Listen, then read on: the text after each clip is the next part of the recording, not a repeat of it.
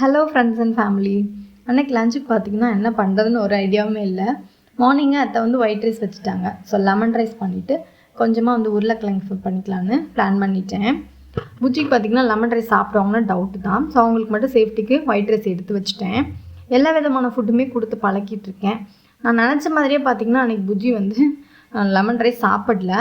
அந்த வேர்க்கடலை இருக்கும் இல்லையா, அதை மட்டும் பொறுக்கி சாப்பிட்டு அப்படியே வச்சுட்டாங்க. ஸோ ஒயிட் ரைஸில் கொஞ்சமாக அந்த ஃப்ரை போட்டு நான் வந்து பிசைஞ்சு கொடுத்துட்டேன். ஸ்நாக்ஸ்க்கு பார்த்திங்கன்னா பால்வாடியில் கொடுத்த சத்து மாவு ரொட்டி தான் பண்ணியிருந்தேன். ரொம்பவே டேஸ்டியாக இருக்கும். கொஞ்சமாக ஹாட் வாட்டர் வச்சு உருண்டை பிடிச்சி ஃப்ளாட்டன் பண்ணி நம்ம வந்து தோசை சட்டியில் கொஞ்சம் நல்லெண்ணெய் விட்டு ஃப்ரை பண்ணி எடுத்தால் சூப்பரான ரொட்டி ரெடி ஆயிரும். கடையில் வாங்குகிற பிஸ்கட்ஸ்க்கு இது சூப்பரான ஆல்டர்னேட். எனக்கு எங்கள் அம்மா வந்து இதான் வந்து பண்ணி கொடுப்பாங்க. ரொம்பவே டேஸ்டியாக இருக்கும். இதுதான் ரொட்டின்னு புஜ்ஜியை நம்ப வச்சுருக்கேன். அவங்களும் நல்லாவே சாப்பிடுவாங்க. நீங்கள் உங்கள் பேபிஸ்க்கு இது கொடுத்துருக்கீங்களான்னு மறக்காமல் கமெண்ட் பண்ணுங்கள். தேங்க்ஸ் ஃபார் வாட்சிங்.